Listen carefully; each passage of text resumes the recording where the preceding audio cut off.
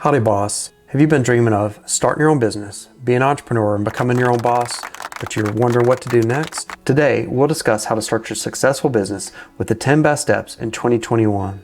Plus, stay to the end for a bonus tip. I'm Randall Conan and I share your passion for owning your own business. The 10 steps to start your own business are: step number 1 is to evaluate your goals. Start with the 3 W's: your why, your what, and your who. First, start with your why. Why do you want to start your own business?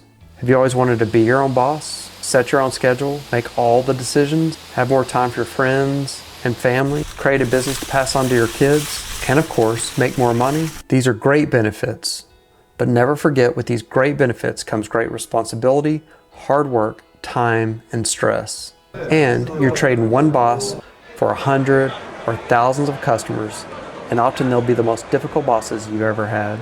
Next is your what. What is your business idea? Are there other businesses selling your product or service in your area? If there's no competition for your product or service, be careful. There may not be a market for your idea. What business do you want to start?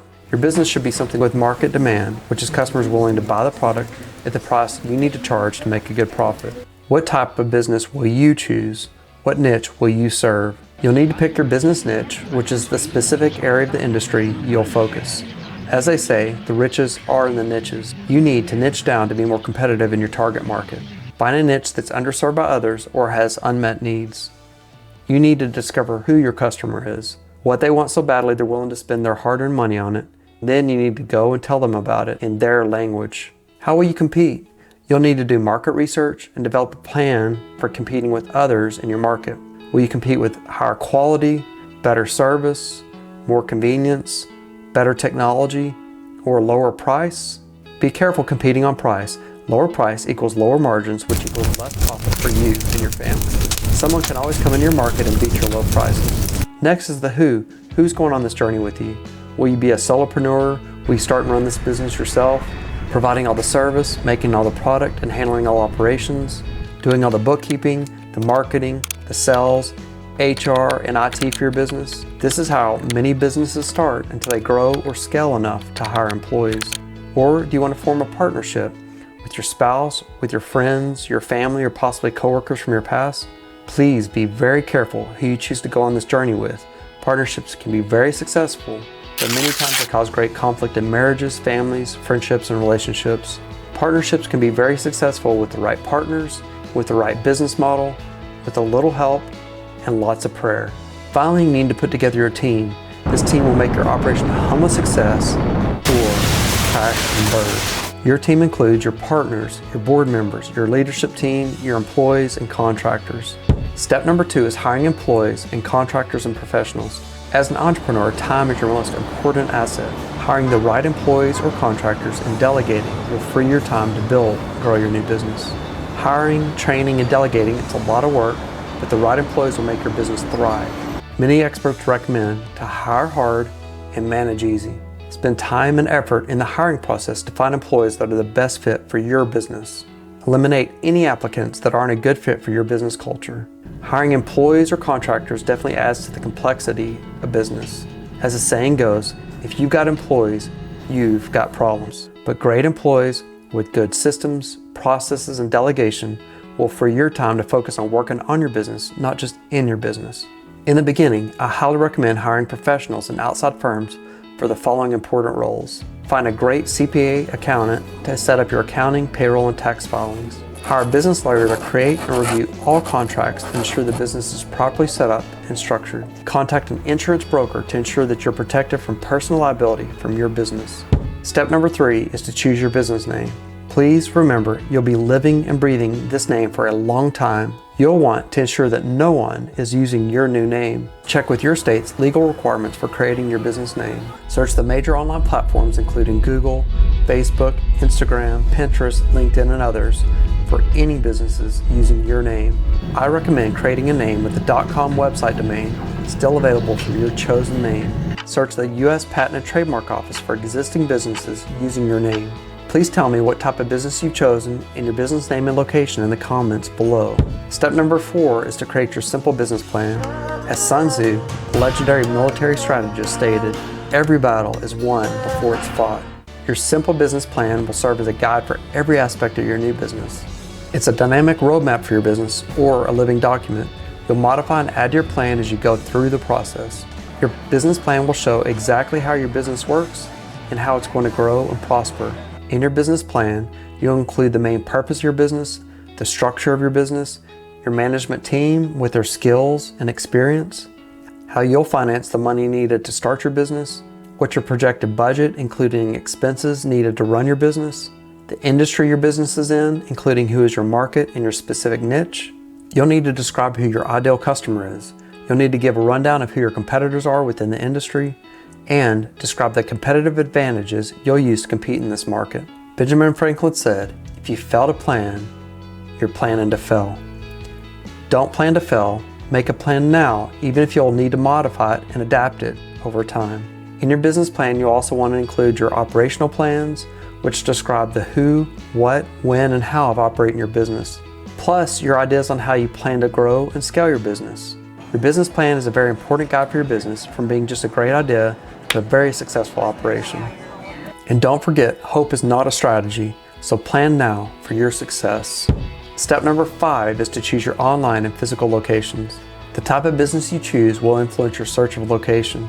Some of the issues you need to consider for your location are the type of business you're creating, will customers come into your location, foot and drive-by traffic of potential customers, the size of space needed, parking spaces allowed, zoning ordinances, nearby competition, and access for your customers, employees, and vendors. All of these issues and others will affect your choice of location for your new business. Have your business lawyer review any lease agreement before signing. Next, you need to build your online address, which is your website, your Google My Business listing, and your business Facebook page. You may start with only a simple landing page in the beginning, but I recommend building your website with WordPress plus a hosting service such as GoDaddy, Bluehost, or other services. Or you may choose to build your website with Wix, Squarespace, or other website builders. Or hire a website developer to build your custom website. You'll need to handle or hire someone to handle the following: SEO or search engine optimization, which is the work to rank your website on Google. SEM or search engine marketing, which is your paid marketing for your website. And Google My Business for retail, services, or restaurants, along with other internet marketing skills such as creating a marketing funnel and building your email list. Now, as I mentioned earlier, everything here is free except for the subscribe button. If you're dreaming of starting your business or growing it faster, I need you to punch fear in the face and punch that subscribe button and ring the notification bell to receive more videos like this one to help you start and grow your business. Step number 6 is to choose your business structure and register your business. I highly recommend consulting with your CPA and having your attorney set up your business structure. What business structure will you choose for your business? Will it be a sole proprietorship, a partnership, a limited partnership, maybe an LLC, or an S corporation or C corporation, or other type? Next, you need to register your business with the government. Consult your business lawyer in regards to the following: register with your county clerk's office and your Secretary of State's office with your DBA or doing business as name. You may need a registered agent and address for the legal structure of your business. You may need to file an intent to use application or trademark your business name with the U.S. Patent and Trademark Office. You should check for your state, county, and city for permits and licenses needed for your industry and location. Step number 7 is to decide how to fund your business and set up your bank account. Will you self-fund your business with cash savings and your sweat equity, borrow from friends and family, get a bank loan, apply for an SBA loan, use online crowdfunding sources, find angel investors or seek venture capital, or apply for federal grants? I believe that customer financing your business is often the best solution for funding. That is to get out there, find good people that need your solution, and make a sell to them, and repeat, generating the minimum funds needed to start your business. Next, you need to open a business bank account. It's critical to separate your personal money from your business money, including both income and expenses. This will help to protect you from the IRS. Open the account with your registered DBA name, deposit your startup funds into your bank, use a debit card and checks for your starting expenses, and deposit any income you receive.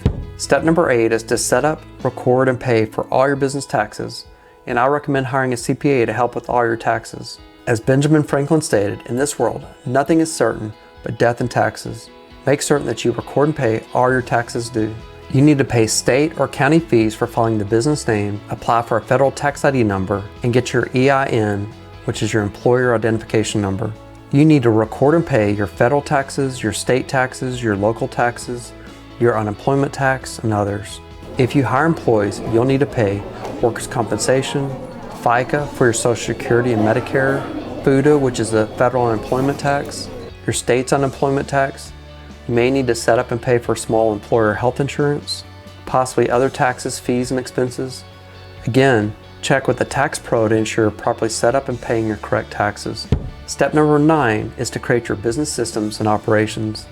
This includes setting up your HR systems and requirements, your plan to meet any government requirements. You need to set up your accounting system. You may choose to use QuickBooks, Xero, FreshBooks, Wave, or other accounting software. Then choose your vendors for materials, your products, your utilities, and others.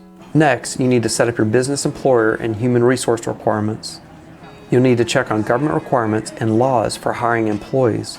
Then you need to create a system to report and respond to any possible employee complaints or harassment claims. Step number 10 is to develop your marketing plan, which includes your sales, your marketing, advertising, and PR or public relations. Your marketing plan should include what do you need to sell your product, how to get the message out to your target market, what is your content strategy, what types of ads you'll use, and don't forget, as Seth Godin stated, everyone is not your customer. You need to focus on marketing to your niche audience of your potential customers. What social media and internet platforms will you target? Blogs, podcasts, funnels, YouTube, Facebook, Instagram, TikTok, or maybe Pinterest? Bonus step number 11 is to plan for growth and make your exit plan. First, you need to study market trends. Next, you need to test new ideas such as growing into new markets, expanding your product lines and services, or acquiring other businesses. Finally, you should plan now for your exit strategy, or begin with the end in mind, a quote by Stephen Covey. Will you build the business to pass down through your family generations? Will you plan to sell before your retirement? Or is your plan to sell the business in the future to pursue your next big idea? Or will you choose another path? If you're interested in starting and growing your new business, please click the card to go to the next video. God bless you and your journey. Thank you so much for watching, and hopefully I'll see you in the next video. Disclaimer, I'm not a lawyer, a CPA, an insurance agent, or a financial advisor, but I do recommend hiring these pros to start your business. And of course, this video is for entertainment purposes only.